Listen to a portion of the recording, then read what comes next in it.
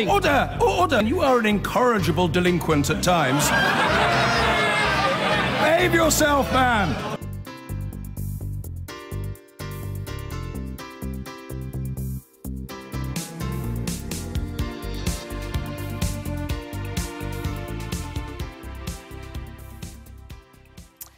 Probably wasn't what Donald Trump envisaged to mark his one-year anniversary as President of the United States, but the shutdown of his own government and protests on the streets is what he's got.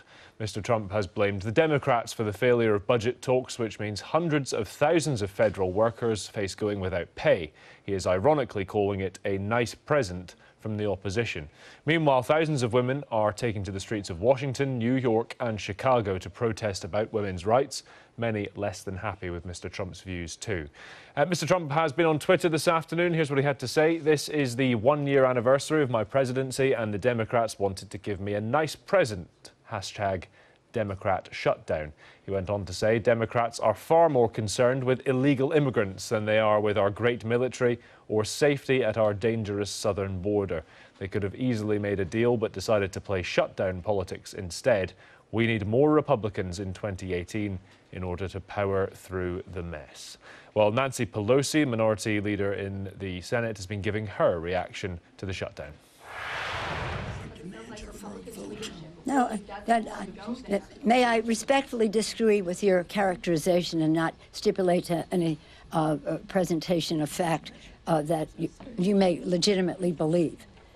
Our issue, if there never were one DACA, one dreamer in the world, we still have a discussion about the investments, the money side. This is about the money side. Mr. Welch talked about the priorities we had put forth. He has that in a letter to the president, which overwhelmingly the members of Congress have talked about. It's about opioids. It's about veterans' needs. It's about pensions. It's about National Institutes of Health. It's about disaster assistance. It's about CHIP. So this is a discussion about the budget. It also happens to be a discussion about the Dreamers, because it is a vehicle leaving the station. If they want to have a separate vote, we're happy to have that. But it is what this is about. So again, if there never were a Dreamer, now my view and what I see is fear in their eyes of their own caucus, because their own caucus doesn't want to, as Mr. Hoyer pointed out, have the parity in terms of domestic increases as we have defense increases. So that, I mean, it's not as, I don't know, easy as just talking about DACA, because this is intensely the green eye shade conversation that we're having. They're using the Dreamers as an excuse not to invest in our domestic agenda. Absolutely. And what have we proposed? We said we want to work with you. If you want to increase defense spending, parity means you have to increase domestic. And in doing so, our proposals are strictly bipartisan. We're not coming up with anything that wouldn't get an overwhelming vote on the floor of the House. The opioid epidemic, again, veterans and meeting their needs, NIH, CHIP, disaster assistance, pensions, did I say that again? So these are nonpartisan issues. They're bipartisan issues. But the issue is, will they invest in the domestic agenda? That is the heart of the matter. And that is the reason they're using DACA as an excuse. They're using the kids as an excuse. They're using CHIP as an excuse. And let me just tell you this. When I was Speaker and we had a Democratic president, we had an opportunity to send a CHIP bill to the White House. It was one of the first bills we passed. Lilly Ledbetter and the CHIP bill passed in both houses. And I just want you to know that when we took that vote, in February 2009, 144 Republicans voted against CHIP. Among them, Ryan of Wisconsin, Scalise of Louisiana, McCarthy of California, McMorris Rogers of Washington State, the Republican leadership in the Congress. And many of these members who go to the floor and talk about how they're madly in love with CHIP, they voted against it. 144 Republicans voted against CHIP at that time. So that's Nancy Pelosi, minority leader of the US House of Representatives, reacting to this government shutdown. The Vice President Mike Pence at the moment is on a trip to the Middle East, but when he landed, He's been asked about what's going on in Washington as well. Let's see what he had to say. For their incompetence. Democrats in the Senate, with a few exceptions on either side, chose to put politics ahead of our national defense, put politics ahead of meeting the obligations of our national government. And that's just unacceptable. But look, there have been good faith negotiations that have taken place over the last several weeks. The President and I are convinced that with a few more weeks we can resolve the issues. Let's get more on that top story this evening. President Trump blaming the Democrats for the failure of budget talks that have forced the US government to shut down. First anniversary of his inauguration as president has also seen thousands of women on the streets in a number of cities to protest about women's rights. Many are unhappy about Mr. Trump's views as well. Let's go to Washington and speak to Lieutenant Colonel Anthony Schaefer, Senior Fellow at the London Centre for Policy Research. Anthony, good to speak to you. Just want to put something to you that Chuck Schumer said after the shutdown. Quote, "Everyone knows that the Republicans control the White House, the Senate and the House. It is their job to keep government open." Are they failing at their job, the Republicans and the president? Well, the truth is it doesn't work like that. And simply put, he knows that in the Senate especially, it requires 60 votes. Republicans have 52. And the vote on this very bill, the issue of funding, there were 5 Republicans voting against it and 5 Democrats voting for it. So it was a net loss of ability to govern by both sides. Most importantly, in my judgment, though, was Chuck Schumer's decision to encourage Democrats to vote against it. The issue they keep asking for, this DACA, this Dreamer issue, is not going to be up for a need for addressing until March. So the question becomes, in my mind, as a political scientist, why now? I think this was much more about the politics of the moment of attempting to make President Trump look bad on the anniversary of his inauguration, more than actually being able to cooperate and do the right things to the American people. So in my judgment right now, this was a pure act of politics.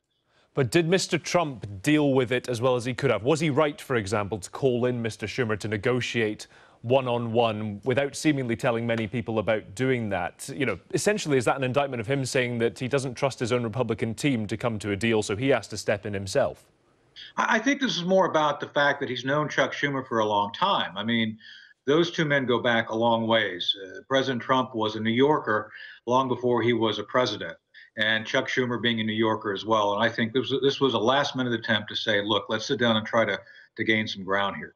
But I will say this. Mick Mulvaney said yesterday at a press conference at the White House, who was the director of budget, he said flat out that there was no clear requirements on the table by the Democrats. That is to say, the Democrats were never very clear on what they wanted to prevent the shutdown. So Mulvaney said that this administration, unlike the Obama administration in 2013, is going to do everything they can to use what they call carry forward funds to make sure that things are maintained during the shutdown. So again, I see good faith on the Republican side. I see the president acting as best he could to deal with someone he's known for the better part of his life. And it simply did not work. But it does seem that certainly in that meeting, from what we know of the meeting between Chuck Schumer and President Trump, that the Democrat side wanted essentially the Dreamers to be awarded legalized status. That's what they really wanted in this, isn't it? And that was left with the president, and it turned out that no deal could be done. So the Democrats did want something, didn't they? They do. And again, as I've mentioned, there were programs which expired yesterday. Some of those have to do with funding programs which support children. That is expired. The DACA timeline, the current DACA waiver doesn't end until March. So my question becomes, okay, we all understand you want that, but the legislative deadline is not for 2 months. So this is where it mystifies me. Why now? Why are you making this demand now to essentially shut the government down when you had time to work on a deal for that? That's my issue. And again, something that members of Congress, at least on the Republican side, are scratching their heads. This was a work in progress. The deadline wasn't here yet. The deadline for other things, such as CHIP, which is a program that supports welfare and underprivileged children, that expired yesterday. The Democrats did defund that by shutting down the government. Looking at the wider political optics, and I suppose it maybe ties into what you were saying about the why now question, Right. is this worth a risk from the Democrats' point of view, shutting down the government? Because in terms of the midterms coming up and the speed at which the news cycle goes, people may have forgotten that this happened. And the wider issue for them, I suppose, is how President Trump plays in terms of being a divisive figure come those midterms. That's a great point. And I think this is where the critical moment right now is, I think, the last poll I saw, 56% of the American people felt that keeping the government open was necessary, and the majority of those felt that the Democrats were the ones who are going to shut it down. So this will be interesting to see how it plays out, because President Trump did say this is a gift to him. The American people have a short memory on a lot of things. It'll be important to note towards the October-November timeframe how much of this actually can be either resurrected or reminded of the people. So it's going to be a critical fight over the next 8 months, no doubt. But I tend to believe that most of the Americans are going to see that this was a decision by the Democrats to shut down the government, and the president did what he could to prevent that from happening. OK, Anthony Schaefer, good to speak to you. Thanks for your time. Great, thank you for having me.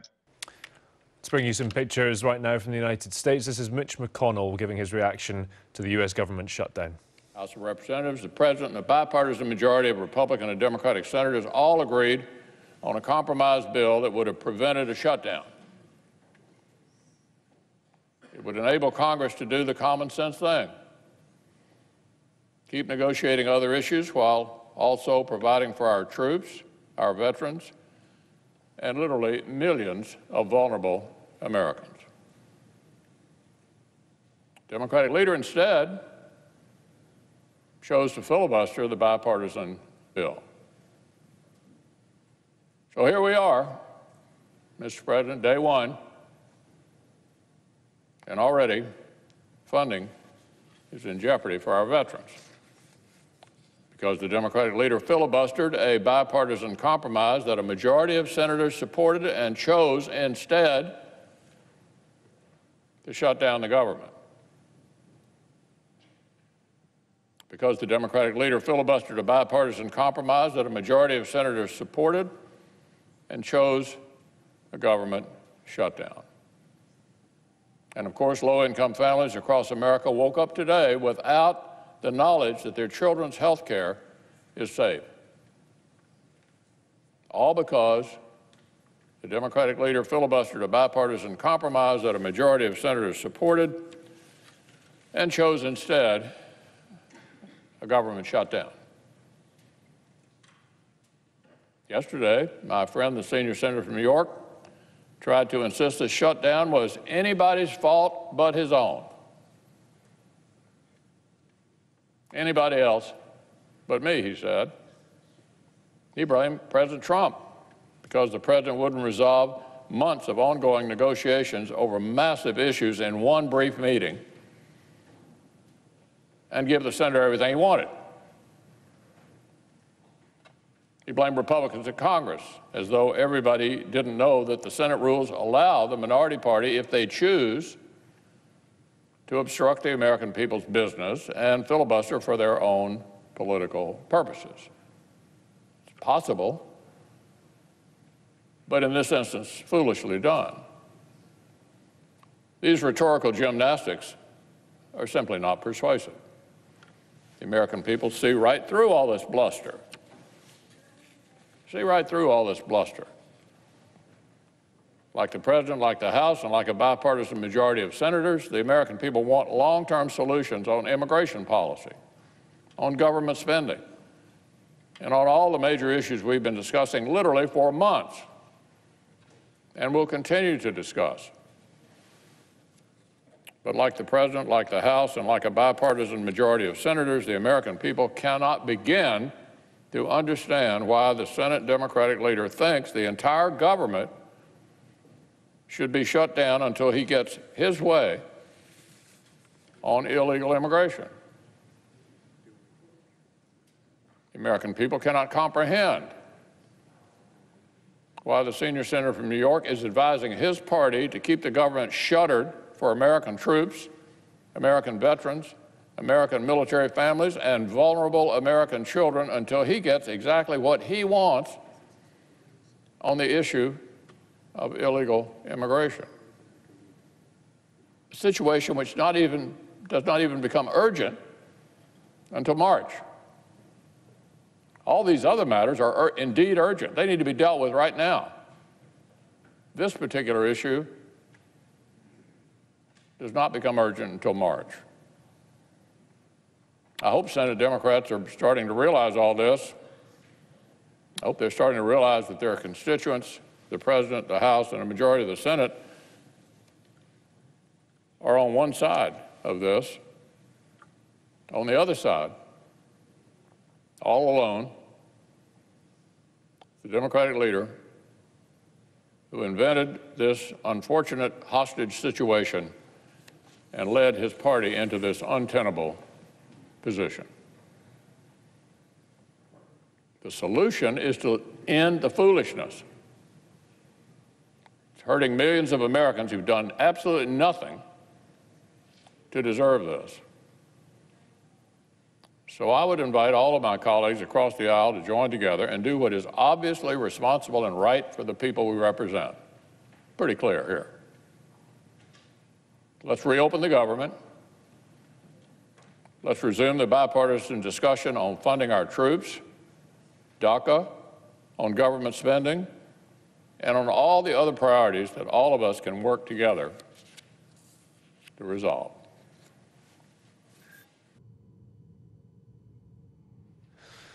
So that's the Republican Mitch McConnell, Senate Majority Leader, reacting to the U.S. government shutdown. A bit earlier, we heard from Nancy Pelosi, who's the Minority Leader in the House of Representatives. She's a Democrat, and she was essentially saying the exact opposite to what you've heard from Mitch McConnell there. She was blaming the Republicans using DACA as an excuse not to fund domestic priorities. But Mitch McConnell there saying that it's actually some Democrats who are filibustering a bipartisan agreement who chose to shut down the government, putting low-income families in a state of worry. We can speak to Mark Austin, our US correspondent, on the phone now. Mark, it doesn't look like, certainly listening to Nancy Pelosi and Mitch McConnell there, like there's going to be anyone getting around the table anytime immediately, certainly. Well, I'm at a rally of the Women's March, so I didn't hear Mitch McConnell or Nancy Pelosi, but I'll take your word for it, and it was pretty predictable. These are two parties and two sides that seem pretty entrenched to me. There's a huge amount of suspicion, there's a huge amount of ill will, a huge amount of ill feeling, and it looks, pretty difficult to see how they're going to come together on this.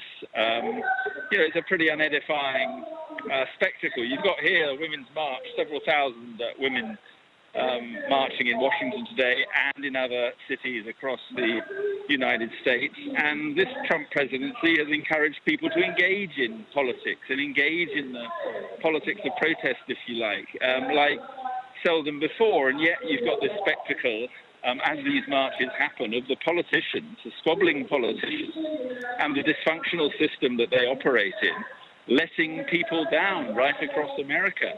It really is something when one of the world's superpowers, the government offices and the non-essential departments grind to a halt simply because politicians can't agree on a budget.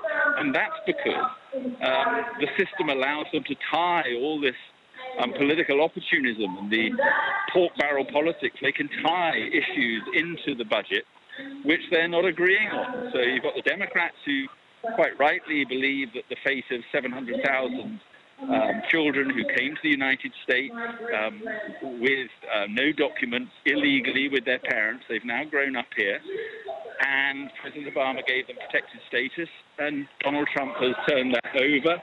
And they're now trying to find a way to secure and protect their futures here. So it is important. But, this is a system that allows them to attach that to something as fundamental as a bill to fund the United States government. And at the same time, the Republicans are trying to attach security issues to it, like the wall, immigration, border security.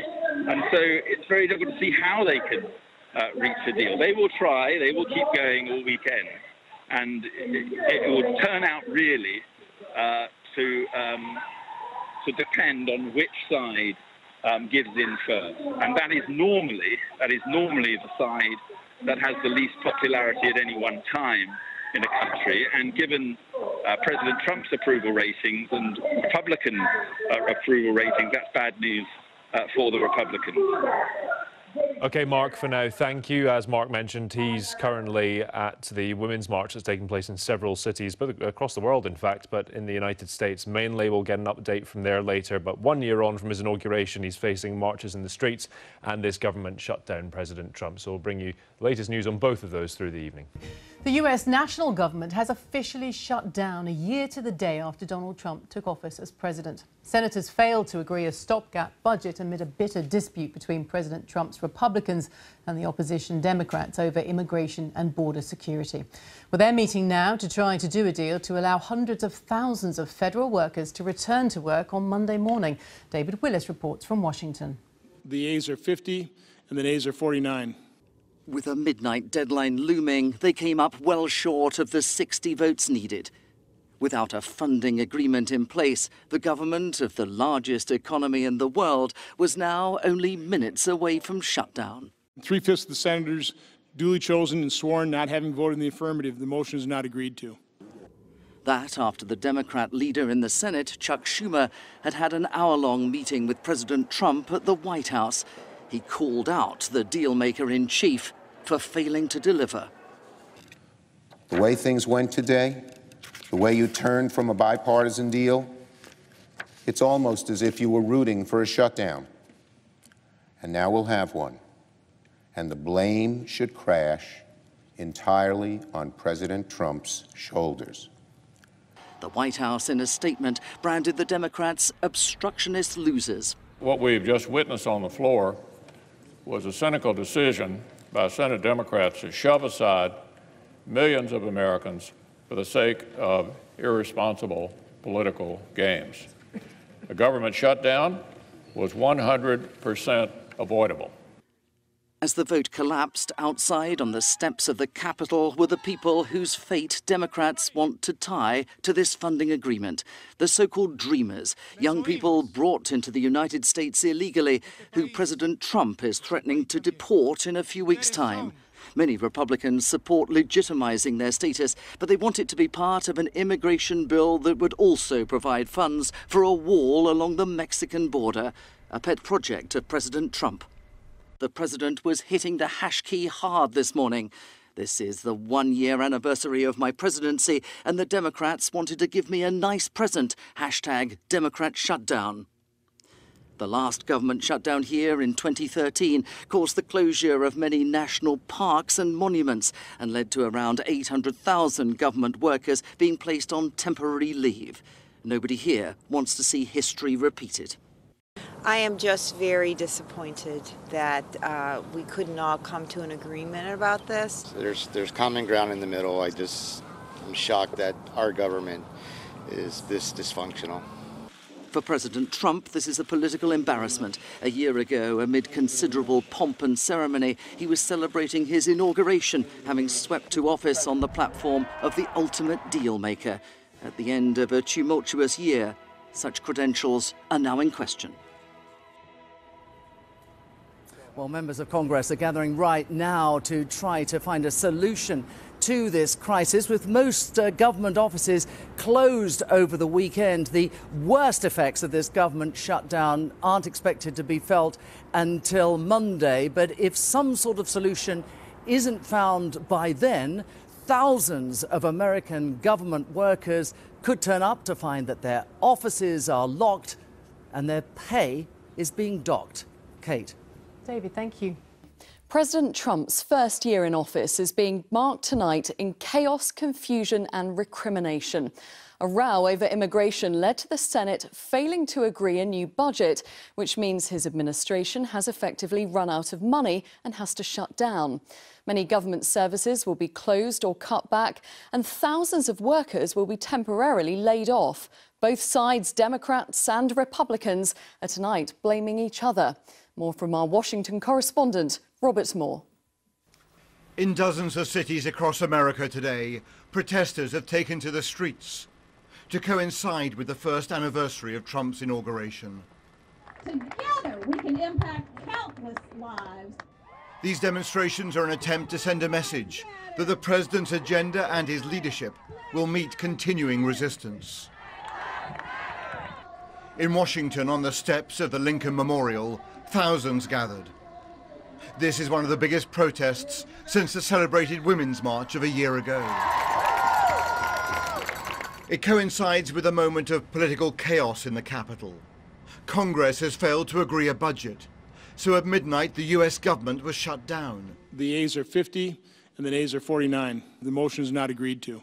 There were recriminations on the Senate floor in the early hours of this morning. The American people expect us to act like adults, to get together and solve the problems. Democrats fired back, pointing the finger of blame at just one man. The buck stops here. Happy anniversary, Mr. President. Your wish came true. You wanted a shutdown. The Trump shutdown is all yours. The president is inside the White House today and out of view. But yesterday he was addressing supporters and did not explain how the man who sold himself as the ultimate deal maker is now overseeing almost complete Washington dysfunction. A government shutdown means that federal agencies will struggle to function. Facilities are being closed. Even frontline soldiers will face hardship. Military will still go to work. They will not get paid. Okay? The border will still be patrolled. They will not get paid. The timing of this is certainly ironic. The second year of the Trump administration begins today, with large demonstrations, a government closed for business, and a country perhaps even more divided than it was a year ago. Robert, this shutdown seems extraordinary. Just how significant is it? Well, look, Kylie, the optics, the symbolism of this are clearly terrible. This is the first government shutdown over a budget crisis in the United States for 4 years, and that despite the fact that one party, the Republicans, control the House of Representatives, the Senate, and the presidency. Now, the Democrats are not participating in this budget process because they want the deal to include a package that deals with immigration. They want also protection for hundreds of thousands of young Hispanics who possibly would face a deportation. Certainly there are negotiations going on for the next 48, 72 hours, but if they fail, then clearly the level of disruption will rapidly increase, not just for Americans, but also for visitors and also for tourists. Robert Moore in Washington, thank you. A year ago, on the steps of the Capitol, Donald Trump became president. Today, the US government is in shutdown as the congressional leaders fail to come to a deal. As thousands of protesters again descend on Washington, D.C., how long will this shutdown last? And as arguments rage over spending and immigration, who will blink first? Also tonight, British tourists in Montego Bay in Jamaica are told to stay in their resorts as troops move in to try to tackle a surge in violent crime. And the former Lord Chief Justice says the collapse of a string of high-profile sexual assault cases because of failures to disclose evidence could mean rapists walking free as juries lose faith in the system. So, a year since President Trump took office, and it's all ground to a halt. At the stroke of midnight in Washington, the US government shut down after a bitterly divided Senate failed to pass a new budget. All but the most essential public services are closed, and many public servants don't know where their next paycheck is coming from. Mr. Trump has angrily accused the Democrats of playing shutdown politics, as Fatima Manji reports. He was the businessman set to fix Washington. Unlike politicians, Mr. Trump knew the art of the deal. 5 years ago, as the US government shut down, he doled out free advice to President Obama. Tell me, if you were president, what would you do? Well, very simply, you have to get everybody in a room. You have to be a leader. The president has to lead. He's got to get Mr. Boehner and everybody else in a room, and they have to make a deal. And you have to be nice and be angry and be wild and cajole and do all sorts of things, but you have to get a deal. And unfortunately, he's never been a deal maker. Turns out, on this occasion, neither is Mr. Trump. He may have been nice, he may even have been wild, but he's been unable to get the US Senate to pass a new budget. Not having voted in the affirmative, the motion is not agreed to. So as of midnight, America's government has shut down. Good morning. Breaking overnight, shut down. The federal government closed for business. That means museums, parks and monuments could close, and hundreds of thousands of staff at federal government offices will have to stay at home unpaid. In 2013, shutdown meant cancer patients had treatment put on hold. Can you make it taller? And children at daycare centres were left without food. In the Senate last night, the blame game began. The cynical decision by Senate Democrats to shove aside millions of Americans for the sake of irresponsible political games. And the blame should crash entirely on President Trump's shoulders. This will be called the Trump shutdown. Naturally, Mr. Trump himself added his thoughts via Twitter, saying the Democrats were responsible. The Republicans can't pass funding for the military and the border wall without some Democrat support. The Democrats want protection for the Dreamers, undocumented immigrants who came to the US as children. While lawmakers continue negotiations, protesters are gathering in cities across the US. A second Women's March to mark the anniversary of Trump's inauguration. I don't think he's been a very good president. Obviously, our country is more divided than ever. And he's definitely not the master deal maker that he is. Our government's shut down now, so he's not the master deal maker he thinks he is. Are you going to fight for women always? Yeah. What are you going to chant today? Build bridges, not walls. Build bridges, not walls. Build bridges, not walls. I, Donald John Trump, do solemnly swear. 1 year on, and the only way Mr. Trump will get his wall is by building a bridge between two sides. And for now, that seems unlikely. Senate Democrats shut down this government, and now Senate Democrats need to open this government back up. The buck stops here. Happy anniversary, Mr. President. Your wish came true. You wanted a shutdown. The Trump shutdown is all yours. Yes, sir. Donald Trump's America is not only divided, its government is also dysfunctional. Well, we're joined now by Jan Halper-Hayes, a former Vice President of Republicans overseas. Jan Halper-Hayes' first anniversary as president. The government is in shutdown. It's not quite the birthday present he was hoping for, is it? Well, no, maybe not. He was planning on going to Mar-a-Lago to celebrate. However, it was rather clear to most of us that this was going to happen. First off, the Democrats do not want him to succeed in anything. And the fact that the tax reform has succeeded so well has not made them happy. But you have Republicans in control of the White House and Congress, and yet unable to get their spending bill through. It doesn't suggest a president in control, does it? No, it's a complete misnomer. The fact of the matter is, for the Senate, when it is a spending bill, you need 60 votes. If it were a majority, then we definitely would have passed the bill. But 5 Republicans voted against, didn't they? Well, it doesn't matter. You just need 60 votes. So it doesn't matter if they voted against or not. 51, all 51 could have voted and it still wouldn't have passed. You heard in the film there, what it does say to a lot of people, though, is this man who promised to be the ultimate deal maker can't make this deal. Well, it's not a question of that alone, because what you have is 435 people in there who are fighting for their own. It's almost like 435 corporations, all these CEOs that don't want to agree. But it's really important to understand that if they had gotten this deal through, it would have upset the Democrats because it would have meant one more positive thing for Trump. But equally, there's reports that President Trump did offer a deal with the leader of the Democrats and then was undermined by his own chief of staff. No, I don't know where that came from. No, actually what happened was he had that bipartisan meeting in the White House. And then the next day, pro-amnesty, only pro-amnesty 6, they're calling them the Gang of 6, came in. They presented things to him, but not the 4 things he wanted. Chain migration, the end of that, the end of the visa lottery, merit-based immigration, and money for the wall. So it was a slap in the face, but they knew that. It was strategic. But at the heart of this story is the future of hundreds of thousands of so-called dreamers. And the president has seemed to flip-flop on that policy. He's never flip-flopped on that. He's always said that the kids needed to be taken care of. What the Democrats came with was that they wanted over 3 million to be able to get their pathway to citizenship. It is the 800,000. It is not fair. They're fighting for the illegals and not for the American citizens. But we have a government in shutdown, and as it often happens with President Trump, his own words are coming back to haunt him. When this last happened in 2013, he said responsibility lay firmly at the door of the president's office. He's now in that office. This is his failure, isn't it?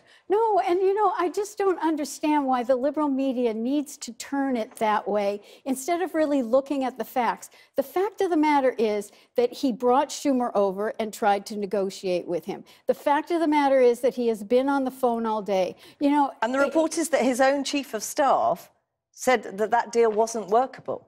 Well, his own chief of staff, as many people did, as Tom Cotton did. In fact, Schumer said, if Tom Cotton is in the meeting for negotiations, I won't come. Isn't that babyish on the part of Schumer? He can't handle another strong man in there who can argue the other side? I have to say, it's been a tumultuous year for President Trump. I think you might agree. You've been critical of him at certain points during that year. Very quickly, your assessment of the first year of President Trump? Well, let's see. We have GDP at 3%. We've got a market at all-time high. We've got an economic confidence 17-year high. Unemployment at 17-year low. His popularity rating's very low. You know what? That doesn't matter because we had Hillary and Donald Trump. Their popularity ratings were low. What matters is the poll that says, is the company going in the right direction? Jan Halper-Hayes, thank you very much for coming in. Thank you.